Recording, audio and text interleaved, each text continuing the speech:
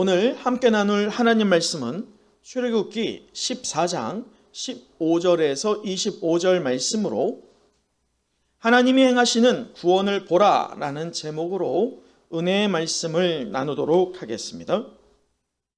사랑하는 성의 영가족 여러분, 사람은 누구나 인생을 몇 번 누리게 됩니까? 한 번이에요. 누구나 한 번입니다. 두 번 사는 인생은 없어요. 그런데 그 인생을 이렇게 들여다보면 다들 어디론가 달려가는 인생입니다.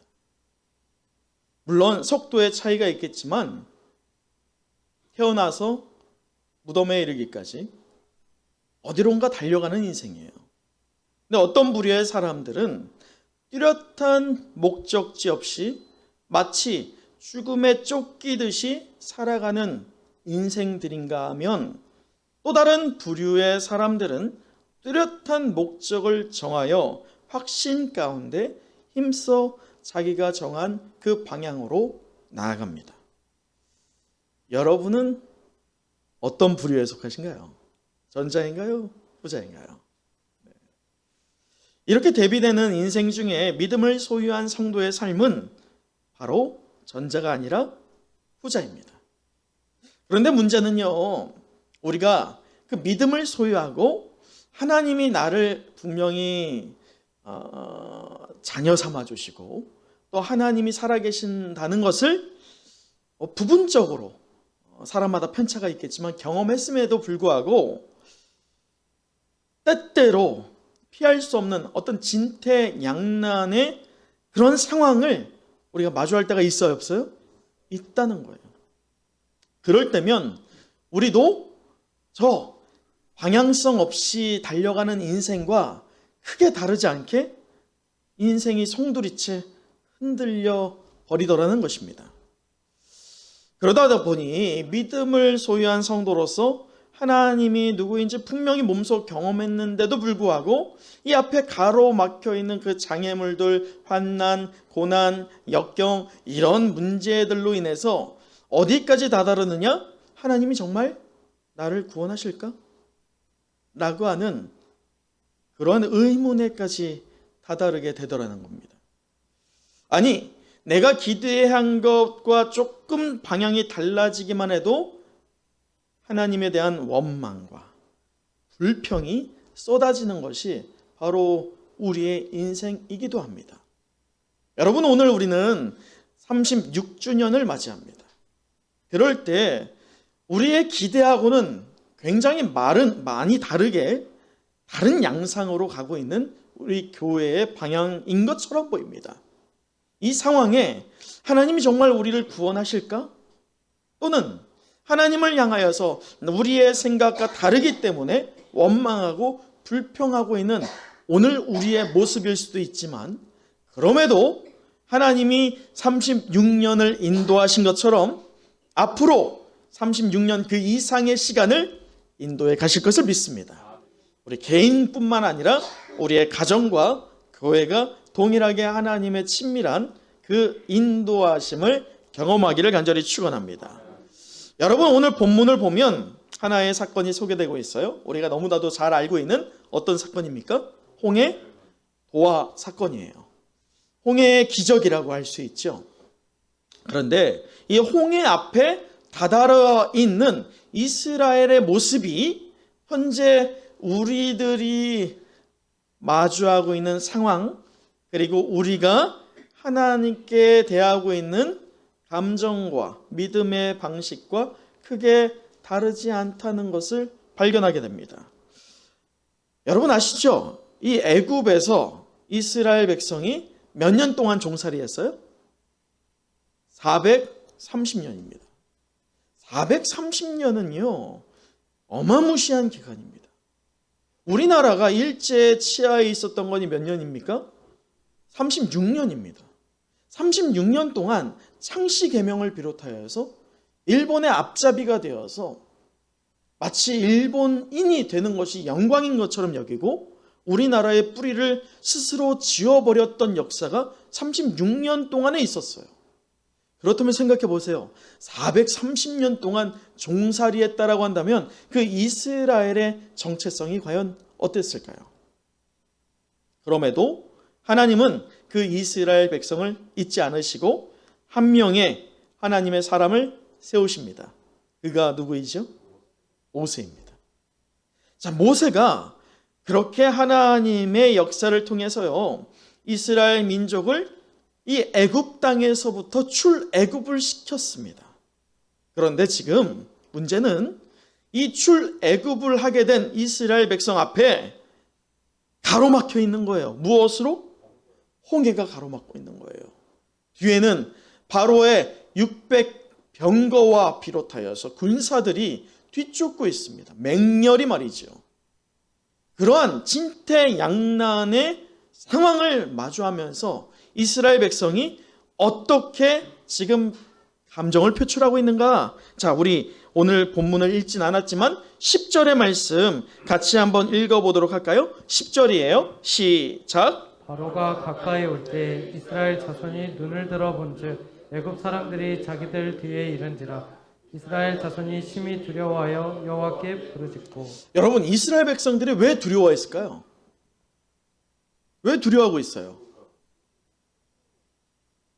지금 자기들의 눈에 뭐가 보이는 거예요? 사람은요, 보이는 것에 약합니다. 만약에 하나님이 이 자리에 우리의 눈에 보인다라고 한다면 이 자리에서 하나님을 의심하거나 하나님에 대해서 원망할 분은 한 명도 없을 것이라 확신합니다. 근데 왜 우리의 믿음이 흔들려요? 하나님이 우리 눈에 보이지 않기 때문이에요. 그런데 그 하나님께서 우리에게 말씀하시기를 너는 보이는 것을 믿느냐? 보이지 않는 것을 믿는 그것이 참 믿음이라고 말씀을 합니다. 자, 보세요. 지금 이스라엘 백성이요, 하나님의 역사를 보았습니까? 못 봤습니까? 고센 땅이라고 하는 이스라엘 백성이 머물고 있는 땅을 구별하고 그곳을 보호하시고 그곳을 제외하시고 나머지 애굽의 온 땅에 10가지의 재앙을 내렸던 것이 하나님의 기적의 역사입니다. 그 하나님의 역사를 통하여서 그 기적적인 능력을 통하여서 출애굽이 되었어요. 지금 말씀하는 것에서 말이죠. 그러면 이스라엘 백성이 그들의 눈으로 하나님을 보았습니까? 못 봤습니까? 보았다는 거예요. 그런데 그렇게 하나님을 경험했던 이스라엘 백성인데 지금 하나님이 눈에 보이지 않고 무엇이 눈에 보여요? 앞에 홍해가 보이고 뒤에 애굽의 군대가 보이는 거예요. 이럴 때 그들의 신앙이 어디로 갔는지 모르게 다 완전히 무너져 버립니다. 아니, 더 나아가서 자기들의 방향성, 자기가 생각했던 바와 달라 보이니까 어떻게 되느냐? 원망과 불평이 나오죠. 자, 11절 보세요. 11절. 그들이 또 모세에게 이르되 애굽에 매장지가 없어서 당신이 우리를 이끌어내어 이 광야에서 죽게 하느냐? 어찌하여 당신이 우리를 애굽에서 이끌어내어 우리에게 이같이 하느냐? 참으로 어이없는 말 아니겠어요? 근데 이 원망이 단순히 푸념 정도가 아니라 마치 모세를 잡아 죽일 정도의 불평이었어요.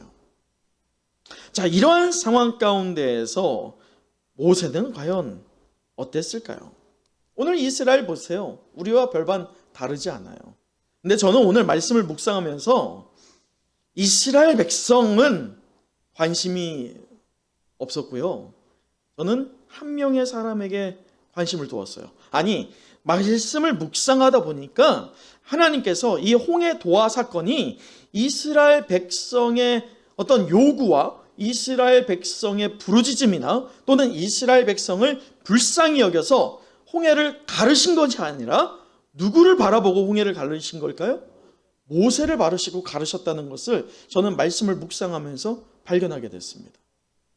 그러면서 저에게 궁금증이 들었던 게 뭐였냐면, 자, 지금 모세가 이런 불평과 불만을 들을 때에 모세는 겁이 안 났을까요? 여러분 생각은 어떠세요? 앞에 홍해가 있어요. 뒤에 바로의 군대가 쫓아오는 이 광경이 누구에게도 보여요?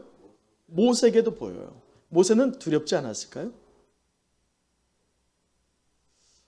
잠시 제 이야기 하나를 들려드릴게요.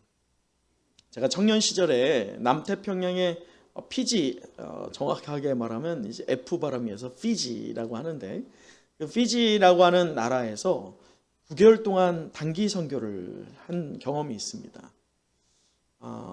당시에 6명의 청년들이 이렇게 다 어떻게 모여서 그렇게 선교사님들을 도와서 그 사역을 해내갔던 어떤 발렌티어라고 하거든요. 자원봉사. 그렇게 자원봉사자로 9개월 동안 이렇게 피지에서 섬겼었는데, 당시에 우리가 너무 열심히 하니까 선교사님들이 우리가 너무 이뻐 보이는 거예요. 6명의 청년들을. 그래서 하루 동안 좀 좋은 바닷가에 예약을 해주시고 바다에서 놀아라고 이렇게 시간을 할애해 주셨어요. 너무 기쁜 마음에, 즐거운 마음에 이제 바닷가에 놀러 갔죠. 자매들도 있었고 형제들도 있었어요. 그런데 그렇게 즐겁게 바다에서 놀다가 4명의 청년, 저를 비롯해서 4명의 청년이 카약이라고 하는 배를 하나를 빌려서 타게 됐어요. 그 노를 젓는데 사실 그 안에 탔던 3명은 자매들이었고 저 혼자 형제였는데, 이 노 젓는 게 좀 서투니까 제가 사실 이제 머슴처럼 노를 젓기 위해서 같이 탔죠. 근데 이제 타다 보니까 재밌는 거예요. 시간 가는지 모르고 그 카약을 탔습니다. 근데 딱 어느 순간 정신 차려 보니까 문제가 생긴 거예요. 어떤 문제가 생겼을까요? 너무 멀리 갔어. 그런데 문제는 그때가 물때가 썰물 때예요.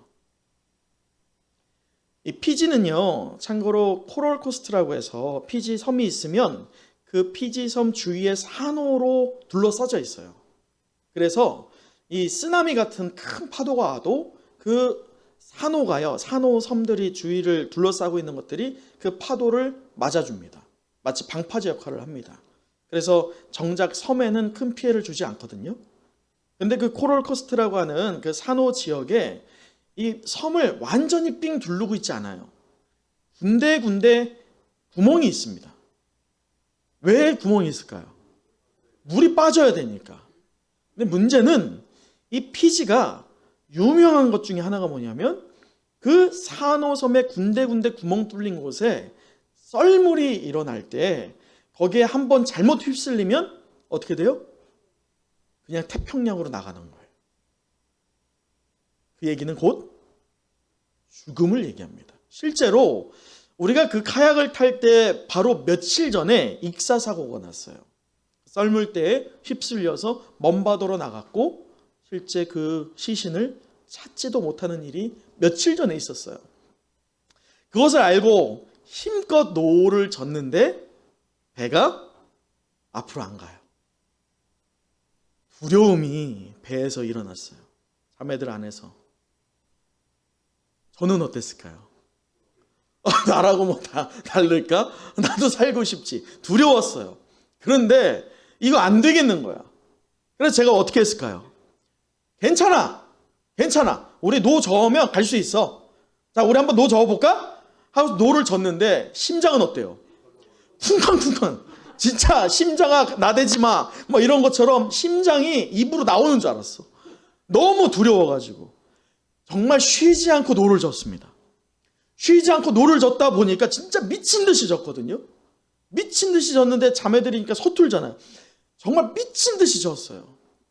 결과는 어떻게 됐을까요? 제가 이 자리에 있다는 것은 결과가 그 자리에서 나왔다는 거겠죠. 나중에 나와서 제 손바닥을 봤는데 다 물집으로 터져버렸어요.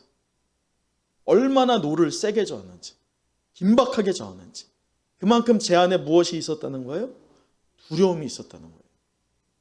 저는 오늘 말씀을 묵상하면서요, 오늘 모세가 이렇게 말하거든요. 그렇게 원망을 하고 불평하고 있는 이스라엘을 향하여서 13절에 이렇게 말합니다. 모세가 백성에게 이르되 너희는 두려워하지 말고 가만히 서서 여호와께서 오늘 너희를 위하여 행하시는 구원을 보라. 이게 뭐냐? 너희 가만히 있어. 이게 아니에요. 가만히 있어서 그냥 하나님이 하는 것만 보고 있어. 이거 아닙니다.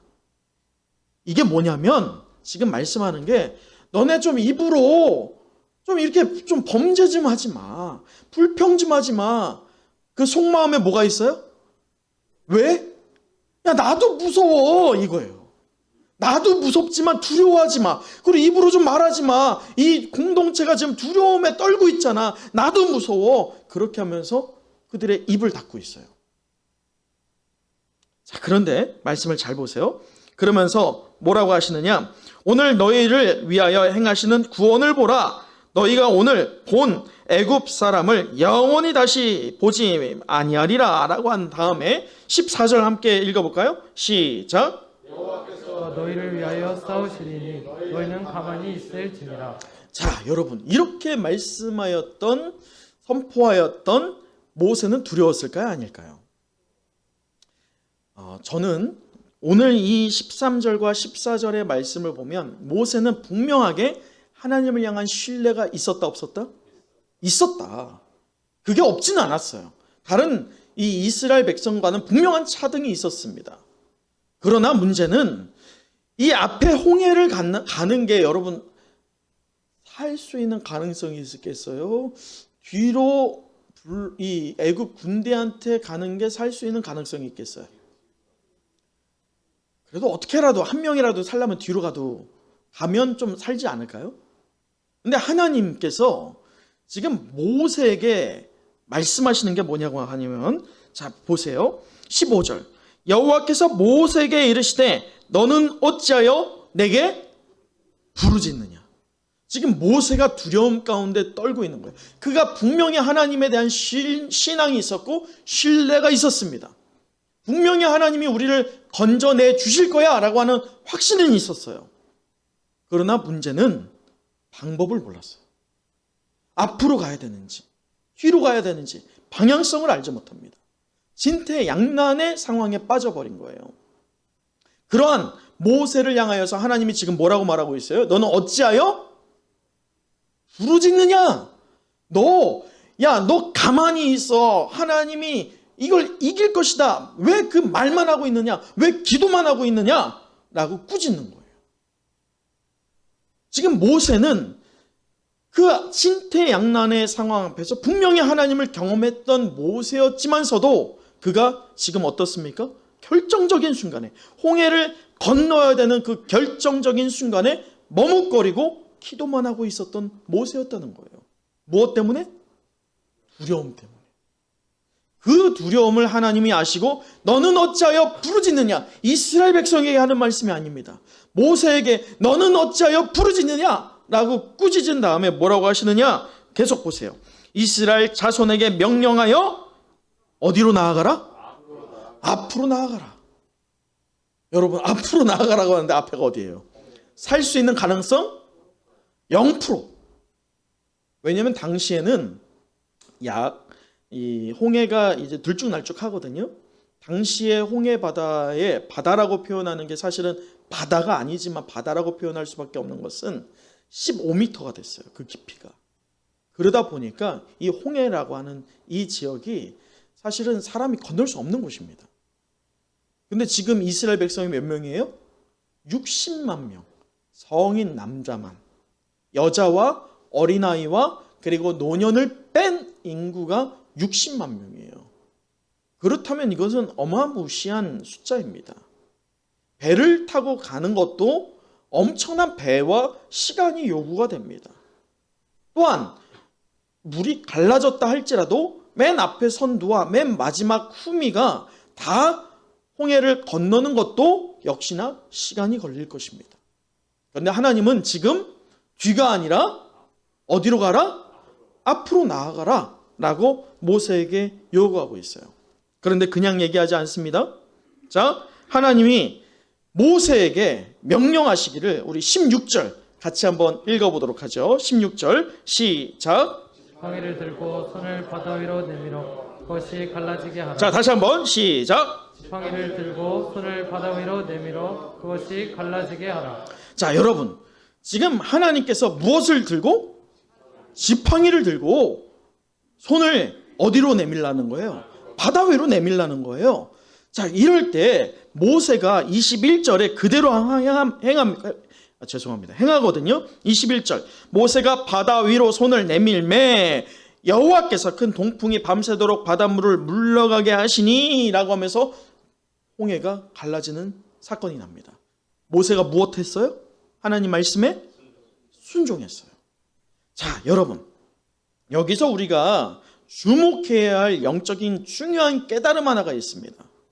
오늘 홍해의 기적, 홍해를 가르는, 홍해를 도화시키는 이 역사는 그 일을 조장하신 그 배후 되시는 하나님의 관심은 이스라엘이 아니라 누구의 순종에 있는 거예요? 모세의 순종에 있는 거예요. 그런데 이 주저하고 있고 갈팡질팡하고 있고 그리고 두려움 가운데 휩싸여 있는 그 모세를 움직이게 할 때 하나님은 하나의 상징물을 사용했다는 거예요. 그 하나의 상징물이 뭐예요? 지팡이라는 거예요. 자, 그렇다면 왜 하나님은 이 지팡이를 사용하게 하셨을까? 그것은 이 모세에게 이 지팡이가 굉장한 의미가 있었기 때문입니다. 그래서 우리는 오늘 이 지팡이라고 하는 상징물을 통하여서 홍해를 건너게 하시는 하나님의 역사를 더 깊게 들여다보기 위해서 이 지팡이와 모세의 상관관계를 좀 들여다볼 필요가 있습니다. 자, 여러분, 모세가 호렙산에 이르렀을 때 떨기나무 가운데 불타고 있는 하나님을 만나게 됩니다. 그럴 때 모세 안에 무엇이 일어나서 그곳에 갔어요? 하나님에 대한 이끌림? 아니었어요. 무엇 때문에? 호기심이요, 호기심. 왜냐면 그때 그 떨기나무에 불이 붙을 가능성이 많았던 계절입니다. 왜냐면 이게 건조한 지역이니까 나무 이파리끼리 이렇게 계속 바람에, 우리도 산불 나는 게 그런 자연 발화가 그런 거잖아요. 계속 이렇게 부딪히다 보면 자연적으로 불이 납니다. 광야 지역도 마찬가지 그러한 불이 많이도 납니다. 그런데 모세가 보고 있는 그 떨기나무의, 그 마른 떨기나무의 상황은요, 불이 붙더라도 어떻게 되게 돼 있어요? 금방 사그러들게 돼 있어요. 근데 그 불이 어떤 상황이에요? 안 꺼지는 거예요. 그러니까 모세 안에 궁금증이 있는 거예요. 저거 왜 저러지? 제가 이전에도 설교한 바가 있어요. 우리가 신앙이 장성한 분량으로 다시 한번 신앙이 한 단계 업그레이드 되기 위해서는 우리 안에 무엇이 있어야 돼요? 영적인 궁금증이 있어야 돼요. 하나님은 나를 통해서 어떤 일을 행하실까라고 하는 궁금증 말이죠. 그런데 모세가 이 궁금증으로 호렙산에 이르렀을 때 하나님께서는 내 발에 신을 벗으라 라고 명령하시면서 모세에게 이러한 명령을 내리시는데 뭐라고 하시느냐? 이제 내가 너를 바로에게 보내어 너에게 내 백성 이스라엘 자손을 애굽에서 인도하여 내게 하리라 라는 말씀을 하십니다. 얼마나 영광의 사명입니까? 그런데 모세가 이것을 받아들이면서 어떤 반응을 했죠? 아멘 아멘 했습니까? 아니에요.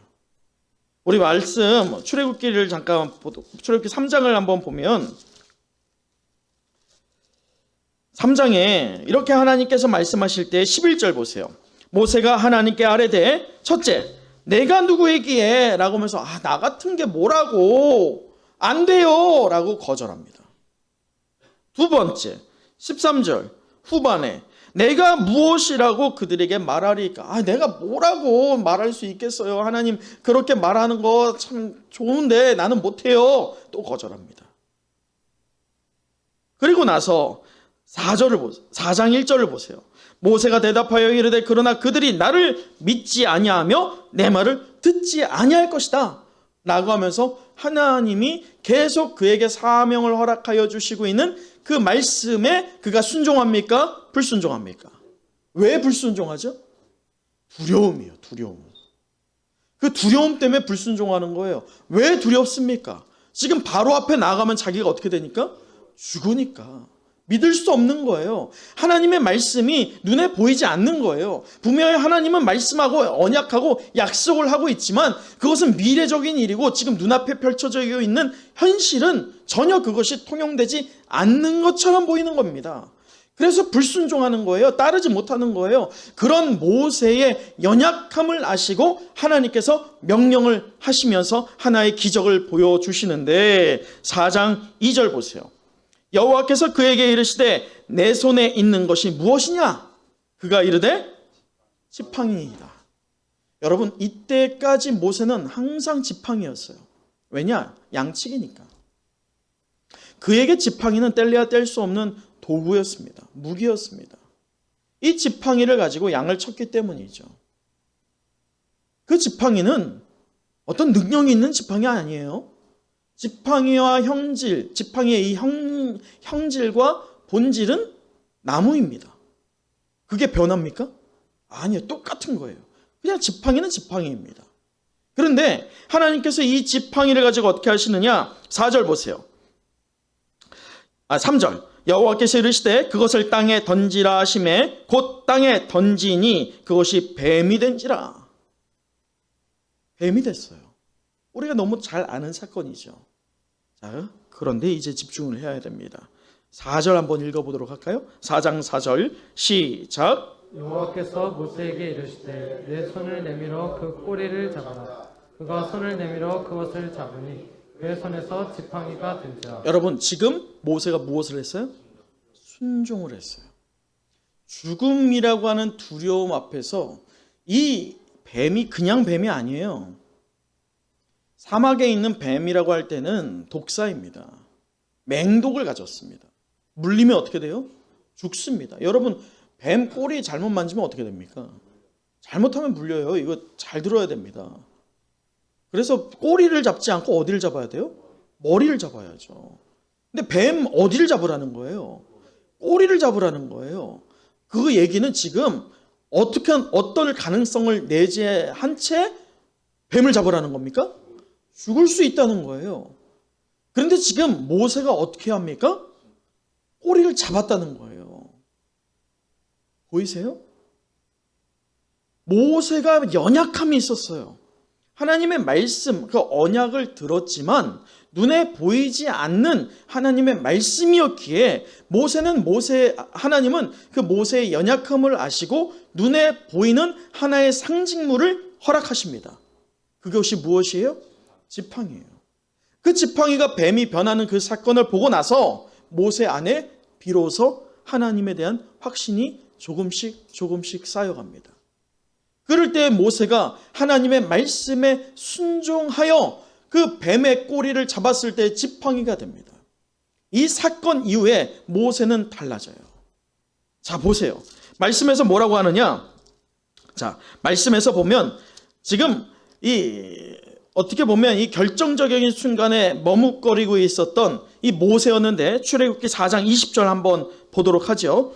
자, 4장 20절 같이 한번 읽어보겠습니다. 시작. 모세가 그의 아내와 아들들을 나귀에 태우고 애굽으로 돌아가는데 모세가 하나님의 지팡이를 손에 잡았더라. 여러분 보이세요? 모세가 가지고 있던 지팡이는 이전에도 지팡이였고 이후에도 지팡이는 맞습니다. 그러나 지금 하나님이 이 상징물을 통하여서 내가 너와 동행하고 있고 내가 너를 통하여서 역사를 일으킬 것이다 라고 하는 언약의 상징물인 이 지팡이를 통하여서 믿음이 연약하였던 모세의 믿음이 다시금 견고해지자 모세의 손에 스스로가 무엇을 쥐고 바로에게 나가고 있습니까? 지팡이를 쥐는 거예요. 모세의 손에 있는 지팡이는 이제 단순한 지팡이가 아니에요.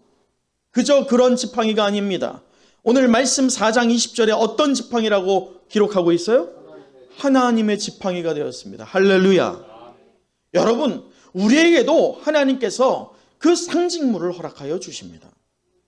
그 상징물이 무엇이에요? 그건 이제 좀 이따 보시고 다시 우리 모세에게로 돌아와서 그 이전에 하나님의 지팡이를 잡고 모세가 그 바로에게 나아가서 10가지의 재앙을 선포하는데 여러분 잘 보세요. 우리가 뭐 다 살펴볼 수 없지만 술객들과 요술사들과 영적인 전쟁을 할 때 무엇으로 전쟁합니까? 지팡이 전쟁이었어요. 지팡이를 던져서 뱀이 됩니다. 이 바로의 술객들 요술사들도 똑같이 지팡이를 던져서 똑같이 뱀이 됩니다. 그러나 모세의 지팡이 곧 그 뱀이 그 요술사들의 뱀을 다 잡아먹습니다. 영적 전쟁에서 승리했어요. 같은 뱀이다 할지라도 차원이 달랐다는 것이죠. 그것만이 아닙니다. 하나님께서 10가지 재앙을 내릴 때 하나님이 이 명령을 하실 때 나일강을 칩니다. 무엇으로? 지팡이로 치니 그 물이 무엇으로 변합니까? 피로 변합니다.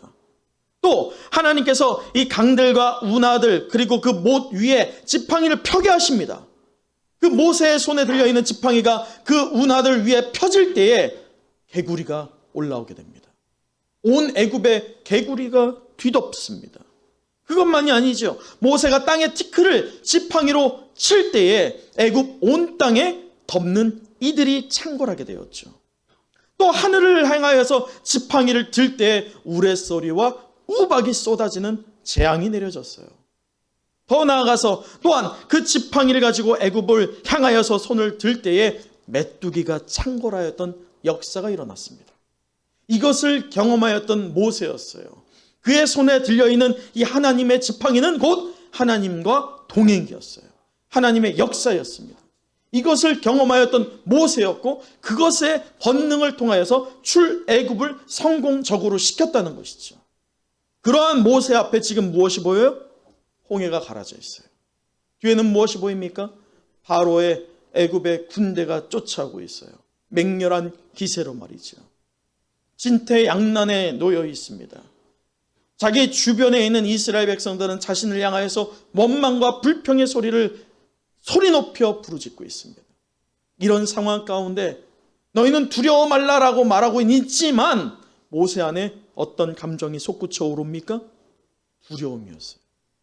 그러자 분명히 자기 손에 쥐어져 있는 하나님의 지팡이가 그냥 단순한 지팡이가 돼버린 거예요.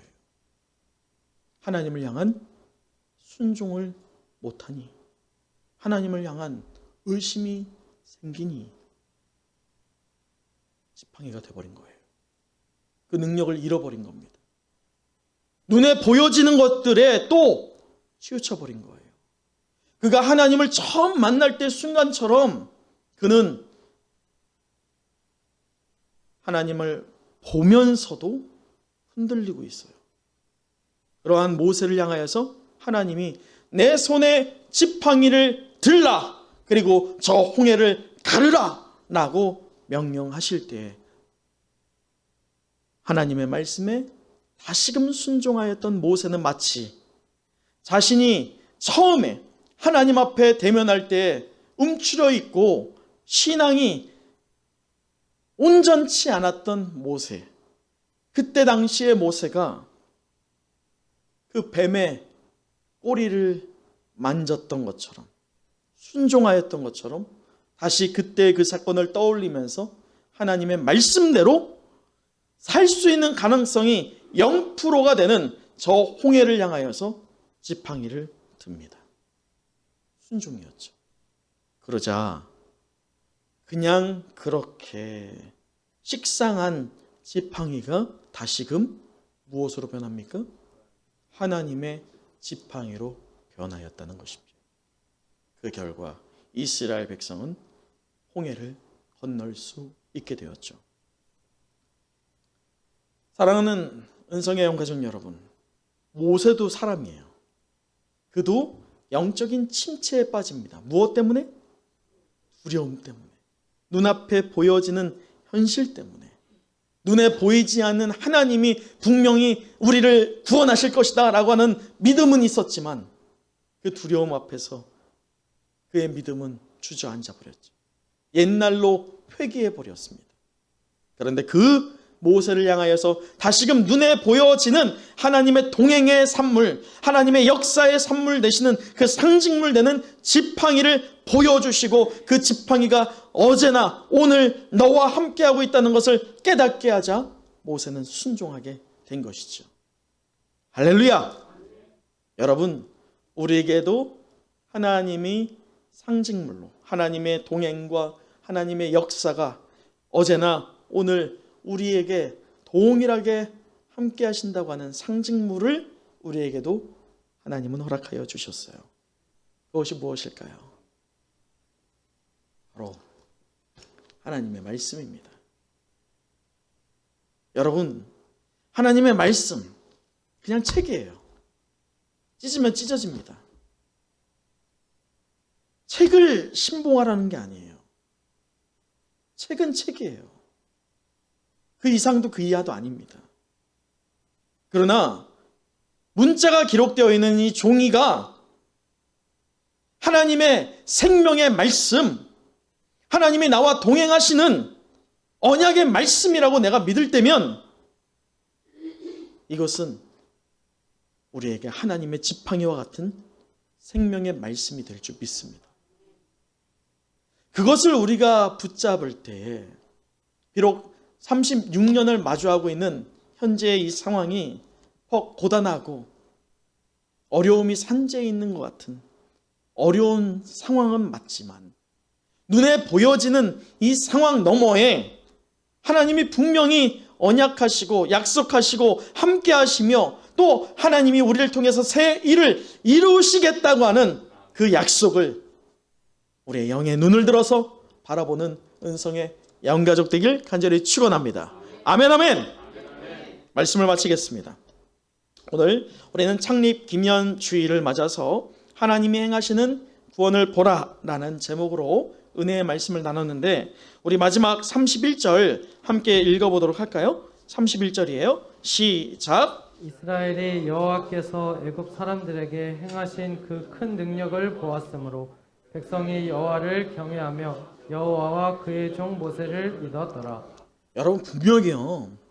이 모세를 통하여서 홍해를 도하기 이전만 해도 홍해의 물은 죽음의 물이었어요. 그런데 하나님이 그 상징물 되는 지팡이를 통해서 모세를 다시금 신앙을 회복시키시자마자 홍해는 갈라졌고 죽음의 물처럼 보였던 물이 이제 생명의 물이 된 것입니다. 반대로 바로의 군대에게는 그 생명의 물이 죽음의 물로 작용했다는 것이에요.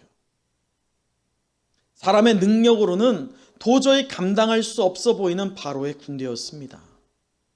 그러나 하나님은 사람의 생각과 사람의 능력을 뛰어넘는 분이십니다. 그 하나님께서요, 오늘 당신의 방법으로 우리가 준비하고 계획하고 있는 바들이 있지만 우리의 생각을 더욱더 압도하여서 우리를 주도하여서 하나님의 방법으로 더 선하고 아름다운 열매를 맺게 하실 것을 믿습니다. 여러분 잊지 마세요. 한 사람의 믿음과 순종이요 얼마나 큰 영향력이 있었던가를 기억하십시오. 오늘 모세의 순종의 결과 모든 이스라엘 백성들, 불만과 불평했던 그들이 하나님을 경외하고 하나님과 모세를 믿었더라 라고 하면서 오늘 말씀이 종결됩니다. 잊지 말아야 할 것은 신앙은 우리가 비록 우리의 인생이 끝나고 죽음을 맞이한다 할지라도 하나님 앞에서 죽기를 작정하는 것이어야 할 줄 믿습니다. 살기를 위해 가는 길이 신앙의 길이 아니라 죽기를 각오하는 길이 바로 성도가 가야 할 길일 줄 믿습니다. 그러나 그 죽기를 각오하고 갈 때 세상은 우리를 향하여서 어리석다라고 여길지 모르지만 하나님께서는 우리를 기쁘게 받아주시고 우리를 인도해 가시며 위로해 가시며 우리 앞에 놓여있는 홍해를 갈라서 충만한 은혜로 덧입어 주실 것을 믿습니다. 여러분 이 시간 한번 우리 눈을 감아 보시길 바랍니다. 눈을 감고 묵상을 한번 해보시죠. 여러분 이때까지 수년의 세월 동안 신앙생활이라는 것을 해오셨어요. 성도의 삶, 성도의 인생, 성도의 길을 걸어 오셨습니다. 여러분의 앞길에 혹시 홍해가 있지는 않으신가요? 여러분의 뒤에 바로의 군대와 같이 맹렬하게 쫓는 적군들이 있지 않으신가요? 여러분 누구에게 의지하시겠어요? 눈에 보이는 것 때문에 흔들리고 계십니까?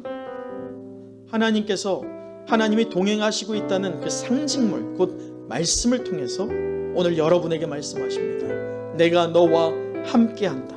내가 너를 지명하여 불러나니 너는 내 것이라고 말씀하십니다. 오늘 이 시간 여러분이 오늘의 말씀을 기억하면서 하나님 그렇습니다. 내가 나이가 누구인지를 다시 한번 깨닫는 이 시간 될 수 있도록 도와주시고 36주년을 맞이하고 있는 은성의 영가족들로서 내가 하나님 나라와 의를 향하여서 할 수 있는 바가 무엇일지 나를 사용하여 주시기를 원하노라고 내가 결단할 바들을 놓고 하나님께 결단하겠다고 그렇게 다짐하는 시간을 잠시 가져보도록 하겠습니다. 하나님 아버지 감사합니다. 주님 아버지 하나님께서 오늘 이 시간 우리를 인도하여 주실 때 주님 우리의 앞길에 가로막혀 있는 것들이 참으로 많습니다. 우리를 맹렬하게 뒤쫓고 있는 적군들도 있습니다. 주님 우리가 어느 상황으로 가야겠습니까? 방향을 알지 못하는 인생 되지 않기를 원합니다. 분명한 방향으로 인도해 가실 때 부르짖는 기도만 하는 것이 아니라 우리가 행함 가운데 하나님 열매를 맺을 수 있는 은성의 영가족 될 수 있도록 도와주시옵소서.